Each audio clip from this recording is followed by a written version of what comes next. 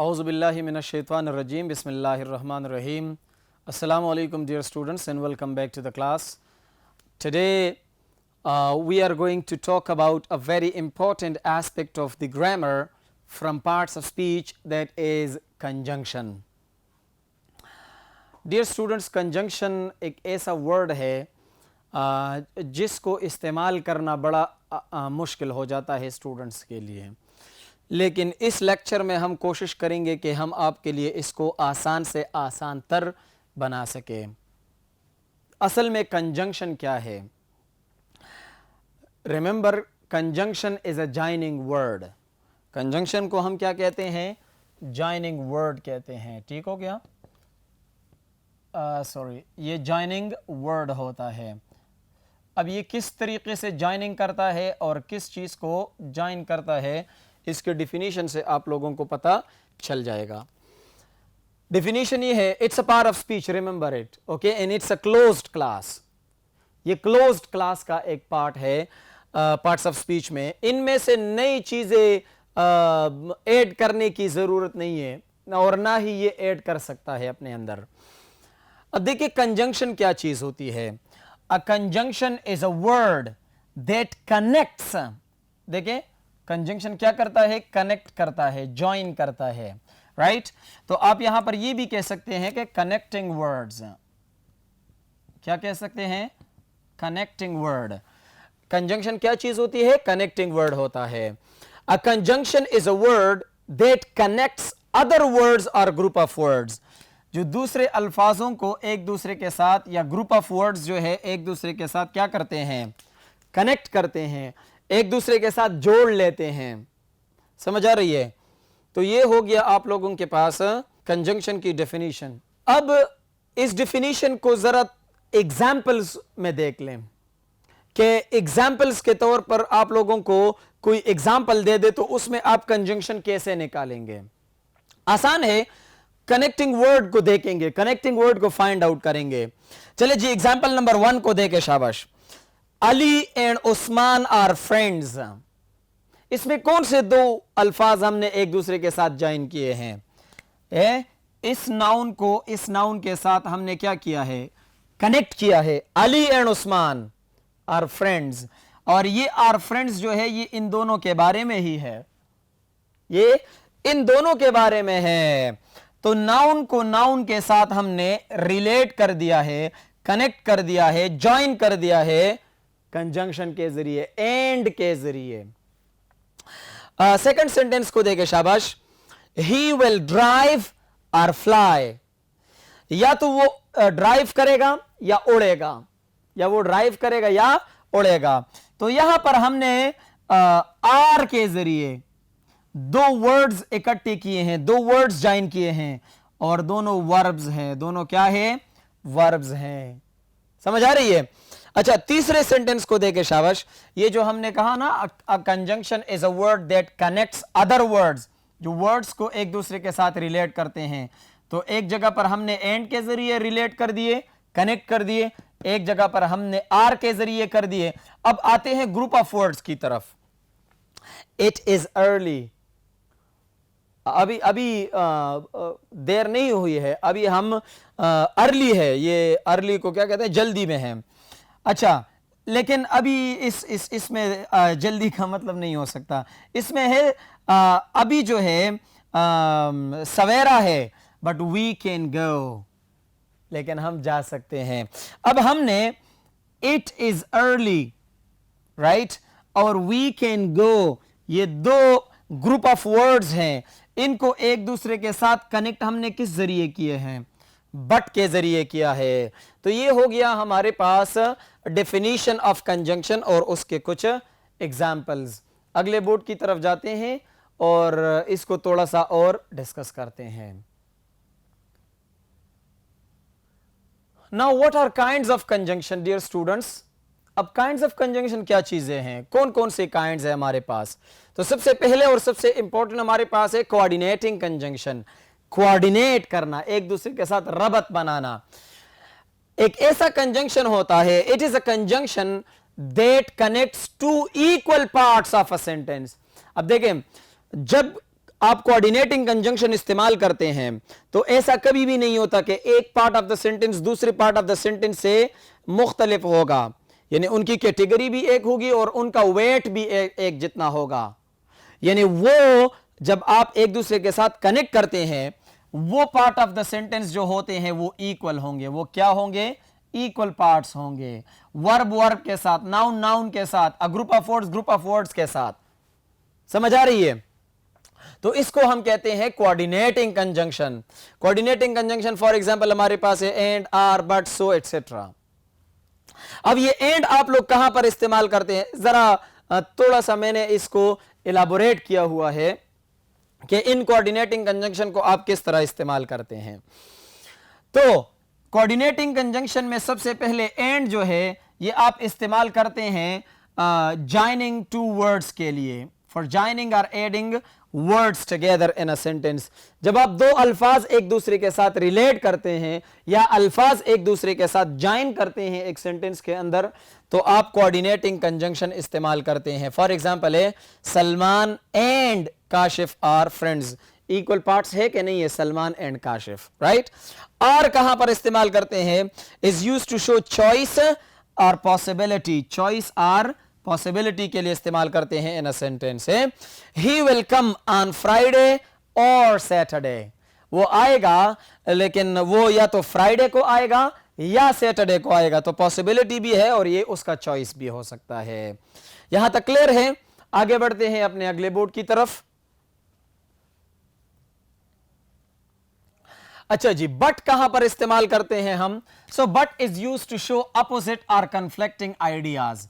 Opposite और या conflicting ideas, लेकिन फिर भी इक्वल पार्ट्स होंगे। इसमें एक पार्ट ज्यादा और एक पार्ट कम नहीं होगा, फिर भी इक्वल पार्ट्स ही होंगे। फॉर एग्जाम्पल आप कहते हैं he is small but strong. वो छोटा है लेकिन क्या है? स्ट्रांग है। अब देखिए स्मॉल और स्ट्रांग ये दो अपोजिट आइडियाज है, लेकिन इसको हमने ज्वाइन किया है एक दूसरे के साथ कोऑर्डिनेटिंग कंजंक्शन बट के जरिए।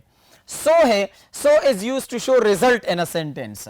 जब आप रिजल्ट की बात करते हैं एक सेंटेंस में तो फिर आप इस्तेमाल करेंगे so. The word so is used for that kind of representation. For example I was tired, मैं थक चुका था, so I went to sleep. बस मैं सोने के लिए चला गया था। अब देखिए I was tired, I went to sleep, दोनों पास्ट टेंसेस हैं। दोनों क्या है? पास्ट टेंसेस हैं। And both are of equal weightage. Both are of equal weightage. ये जो 7 कंजंक्शन है हमारे पास, ये टोटल कितनी कंजंक्शन है? कोऑर्डिनेटिंग कंजंक्शन हमारे पास 7 है। 7 वो 7 कंजंक्शन जो है 7 conjunctions, they are very short and simple. ये बड़े सिंपल है। इसमें या तो 2 हरूफ है, 2 लेटर्स हैं, या 3 लेटर्स है ज्यादा से ज्यादा। ठीक हो गया।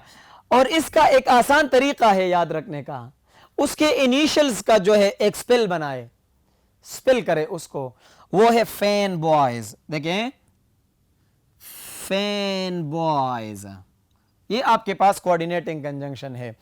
एफ जो है फॉर के लिए इस्तेमाल करते हैं, ए जो है एंड के लिए, एन जो है नॉर के लिए, बी जो है बट के लिए, ओ जो है और के लिए, वाई जो है यट के लिए, और एस जो है सो के लिए। तो देखें F A N fan, B O Y S boys, fan boys. तो आसान तरीका इसको रिमेंबर करने का, इसको याद रखने का यह है कि आप इसको क्या करें? फैन बॉयज के जरिए इसको याद रखें।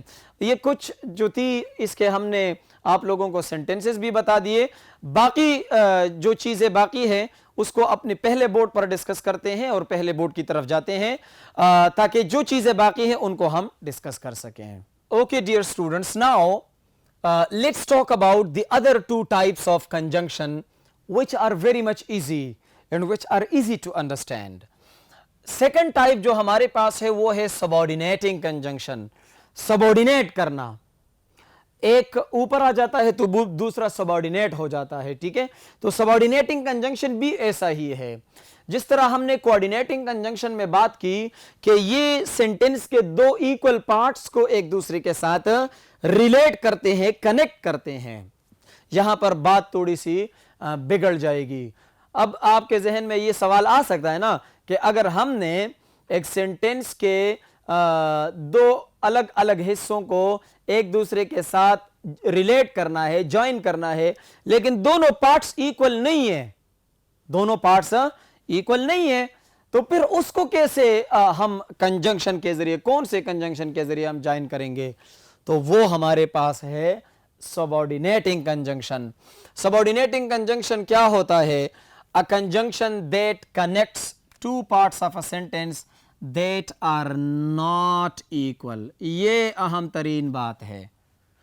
वो सेंटेंस के हिस्से जो अब इक्वल नहीं है, अब दोनों पार्ट्स इक्वल नहीं हैं, उनको आप जब ज्वाइन करेंगे एक दूसरे के साथ, तो फिर आप लोग सबऑर्डिनेटिंग कंजंक्शन की तरफ आएंगे। Some of the more common subordinating some of the most common, आप ये लिखें, some of the most common subordinating conjunctions are, वो कौन कौन से हैं? After, before, unless, although, if, until, as, since, when, etc. For example, मैं कहूँ I will meet you in the office when you come.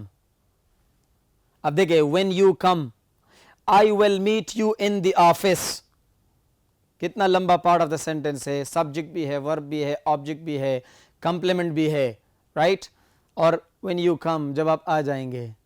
So जब दो sentence के हिस्से आपने एक दूसरे के साथ ज्वाइन करने हो और वो दोनों सेंटेंस के हिस्से जो है वो एक दूसरे के साथ इक्वल नहीं है, वो इक्वली कोऑर्डिनेटिंग नहीं है, वो एक दूसरे के साथ कोऑर्डिनेशन नहीं रखती, तब आप लोगों ने सबऑर्डिनेटिंग कंजंक्शन का हेल्प लेना है।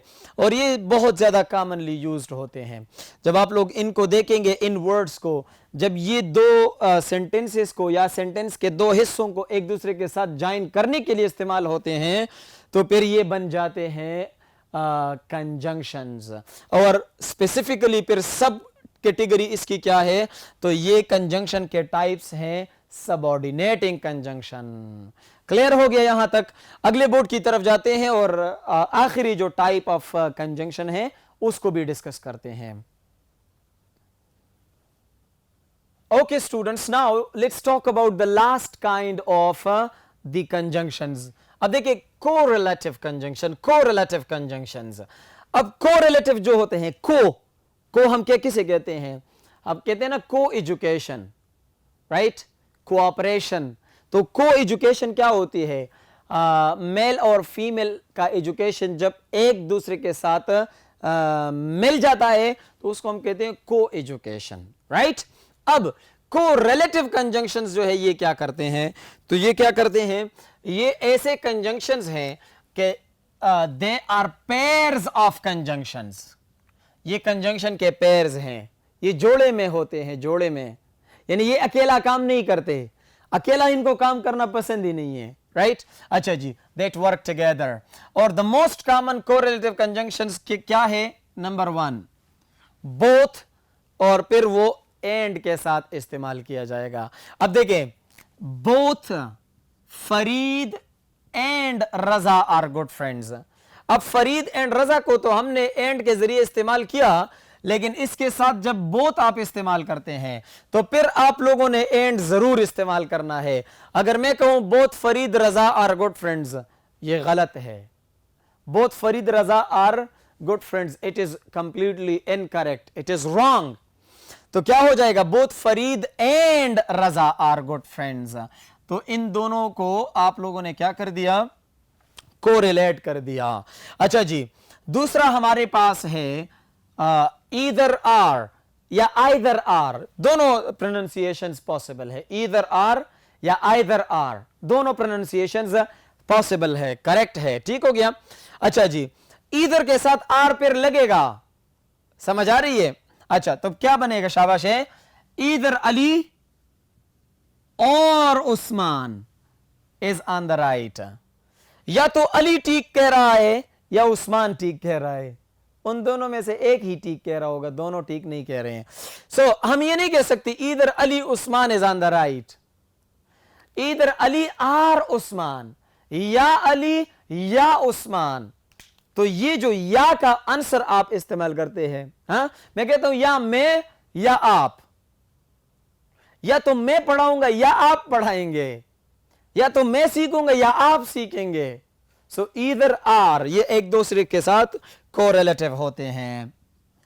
तीसरे को देखे, नीदर नार, या फिर आप कह सकते हैं neither nor, both are correct pronunciations, right. Neither nor, अच्छा ये जरूर होगा, ये आप लोगों ने जब भी आप लोगों ने इसको देखा होगा, नीदर के साथ फिर नार का आना जरूरी है, राइट, जब एज अ कंजंक्शन इस्तेमाल होता है। तो देखें, नीदर ही नार शी इज गुड इनफ। दोनों अच्छे नहीं है, दोनों इतने अच्छे नहीं है जितना अपने आप को साबित करने की कोशिश कर रही हैं। So neither he nor she is good enough, वो इतने भी अच्छे नहीं है, इतने भी अच्छे नहीं है। एक और है हमारे पास नंबर 4, वो है not only but also. Not only but also, not only Ali is on the right but also Ali, not only Ali is on the right but Usman too is on the right, right।